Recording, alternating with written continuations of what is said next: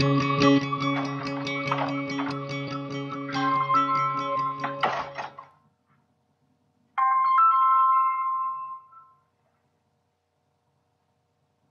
and Company, Mr. Carter speaking. How may I help you? Hello, Mr. Witter. How may I be of service? You need a new auditing firm. I think we can do that. Just give me a few days to work over the details, and I'll give you a call back. Thank you. Here's the deal, fellas. Just got off the phone with Volkswagen's board. Need a new auditing firm. The previous auditing firm was PwC, but fortunately for us, that contract is up. I contacted Mr. Witter, which is one of the lead members of the board, and he wants us to be their firm. I called you two in because you're my most competent accountant. So I want us to team up and get this thing done, because this can be a very huge client for us. And Carter and Company needs this to step up to the rank. You guys on for the challenge? Yeah. Let's do it. All right. Now, as we know, Volkswagen is one of the leading luxury car dealers in the world. They operate from America to Europe to many, many other countries. But those are their main markets, America and Europe. Keep in mind, we can't forget about the other countries like Africa and Latin America that are constantly evolving. So, tell me what you know about Volkswagen. Where can we start with analysis? Well, first, when it comes to their customer base, we know their customers are mainly prioritizing in the luxury segment. We also know that their customers include auto dealers that specialize in parts, because manufacturing parts is another segment that Volkswagen operates in. As well, their main competitors include BMW, also Fiat Chrysler. You also have General Motors and Ford, who are all becoming more and more aggressive to this day with the increasing rapid technology and things of that nature. The big thing I've been aware of is the fact that they're recently under lawsuit, and this lawsuit was due to their EPS and their MPG and emission system. They were falsified, and because of that, a lot of customers were upset. Now, a key thing to notice about this, though, is that even though they were upset, sales haven't decreased as drastically as some projected. This may be a good sign for Volkswagen, but it's really good for BMW, which is a key concern. I'm glad you brought that up. Keep in mind, as we're doing our analysis, we need to figure out how this was able to happen. How were they able to commit these fraudulent activities and add technologies without anybody being able to know what was going on? Who gave them authority? Was it management? Was it the CEO? So keep that in mind as we go forward. Another risk to concern are the economic conditions in North America and Europe. While North America is recovering, Europe had a big issue due to the economy in Italy driving down the value of the euro. Luckily, Germany did fix the situation and has helped recover the market. But as the market is just now recovering, I don't think they're quite ready for luxury cars. This could be an issue and a reason for a decline in sales. And again, mentioning sales, let's not forget one of their main strategic objectives of management is for them to sell at least 10 million vehicles a year. And with their competitors, mainly all recording double-digit increases in sales recently, that poses another risk for Volkswagen, as they've actually incurred for the fourth straight month a sales decline. So that's another risk to take into consideration. That objective can also bring in a lot of pressures for management to meet these expectations of selling these 10 million vehicles. Right. So we have to watch this company carefully.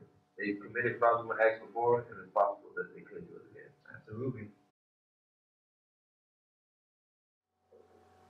All right, brothers. So we talked about the background of this company and all the things that they have going on. We brainstormed a little bit about pretty much the factors that could affect this company.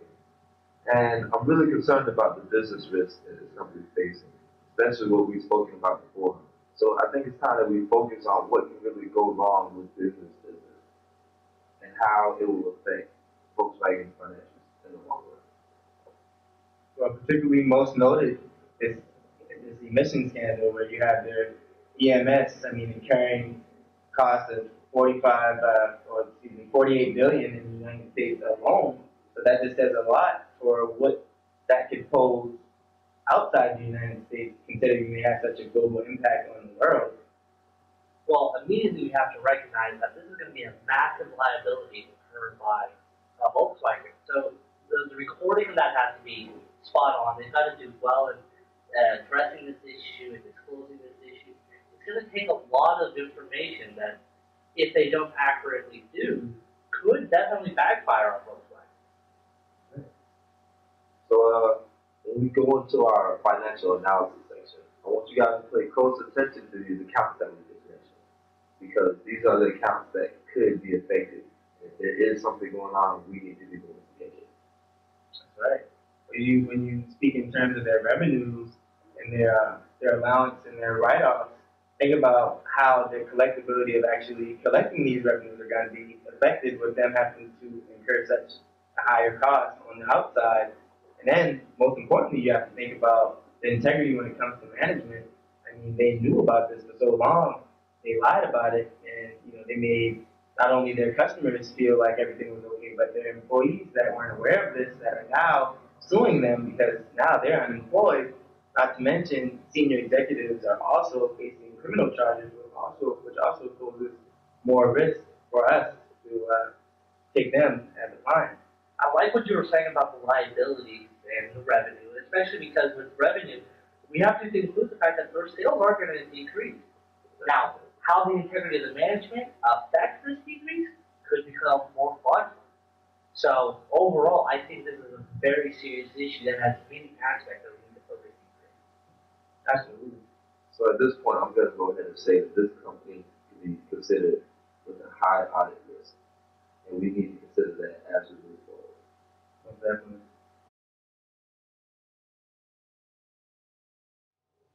Okay, so we talked about these risks, and these risks have come about because there has to be some type of flaw or something going on within their process.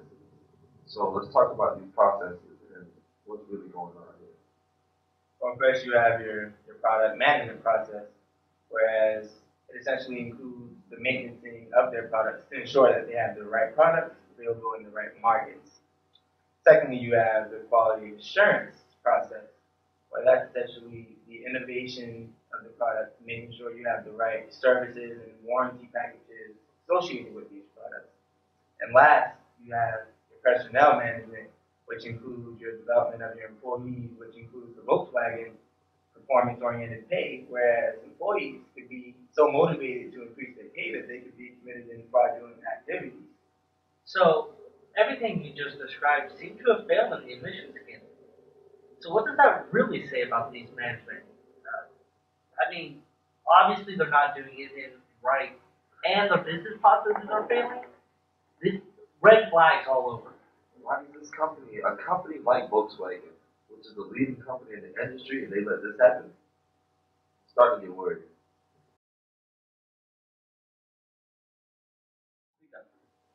All right, if we decide to take this client on, we need to set up an audit plan. That means we need to know what accounts we need to investigate. So what did you find with doing the analytical procedures within the financial statements? So first we have our cash and cash equivalents line item, which actually had a decrease of 27%. Now we want to consider, with everything that's going on in regards to this emissions lawsuit, is that because of all of the costs that they have to pay from that lawsuit, or what's going on? Because we know that's a possibility, but we don't know for sure. So that'll definitely be an account that we want to dig deeper into to figure out what's going on. They have an account known as other reserves, and it's gone negative. 300% increase in how negative this account is. Now, it may be them tapping into retained earnings, but we really don't know what that could be. So further disclosure and further information is going to be important. While it does kind of show that it's trending towards the lawsuit path, we want to make sure that the account matches the trend. And then you have your provisions for pensions, which also had a 21% increase. Now we want to consider, are these pensions specifically going towards employee benefits? Are those benefits that were given because of keeping their mouths shut about what's been going on with their emissions? So that would be another account which we want to take into consideration to figure out what's going on. All right. Well, these sounds like a good start. I just want us to keep in mind materiality when we're thinking of these accounts, because there's always going to be fluctuations, and we can't have a red flag for every fluctuation. But when we set a preliminary materiality, we'll be in good hands.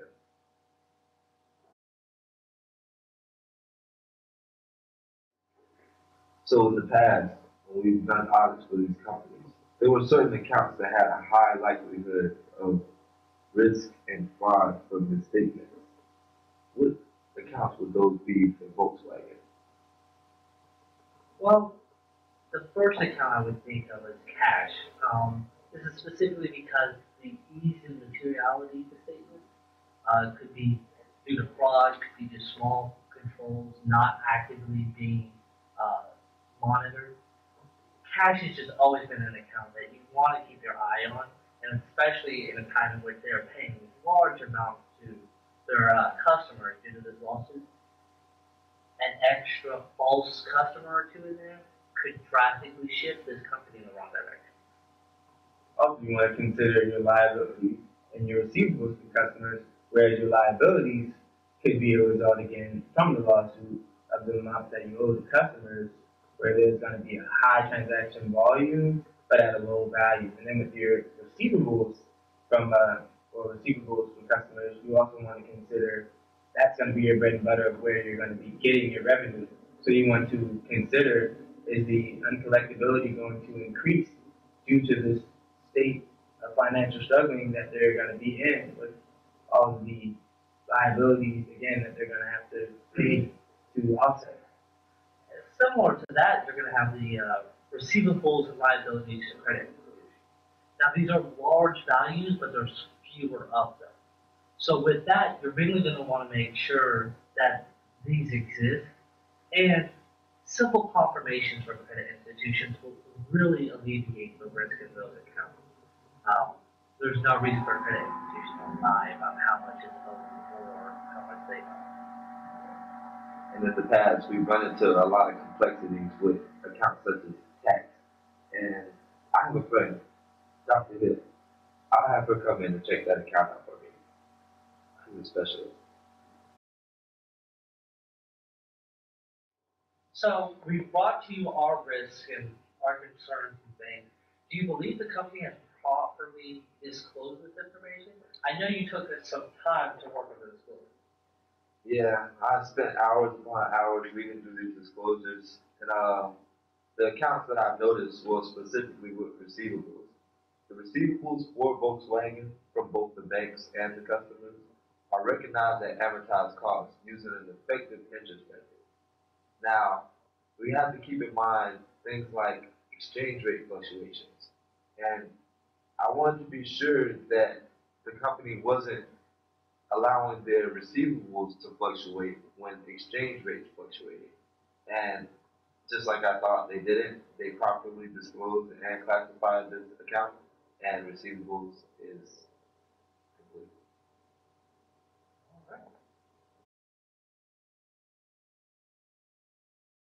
Okay, fellas, we've been here for a long time tonight, and before I let you go, we have to come up with a memo.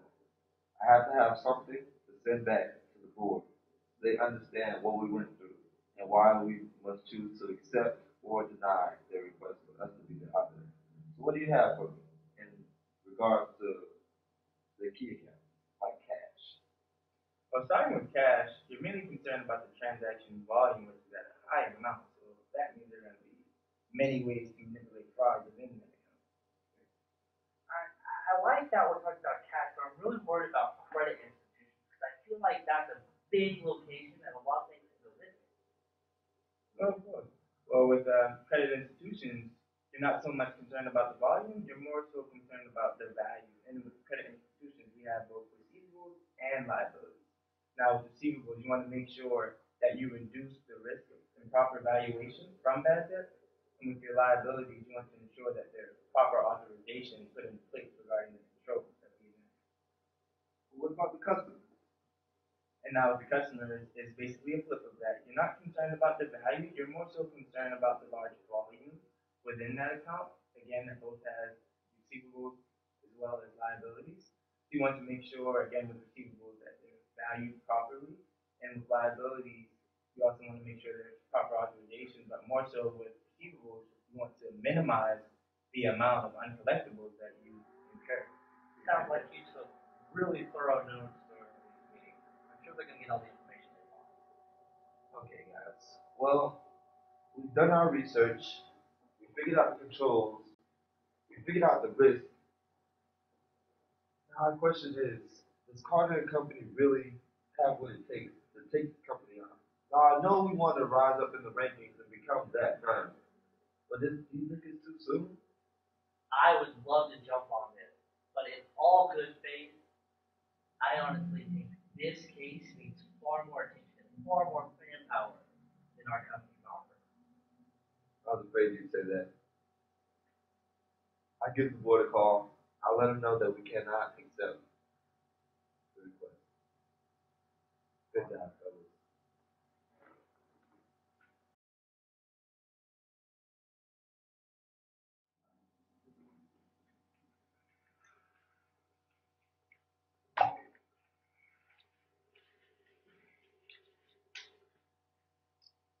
Good morning. It's Mr. Carter from Carter and Company. May I speak to Mr. Witter, please? I'll hold it. Hey, Mr. Witter, how's it going? Now, I've been meeting with my team, and we've been discussing this audit engagement. And unfortunately, after doing our research and discussing the issues that your company's been going through, I'm not sure if now's the time for us to take on that position as your audit client. I hope you understand, and I'll gladly send you over the memo to discuss everything that we've talked about tonight. And we can also meet to discuss how we can solve these issues and work better in the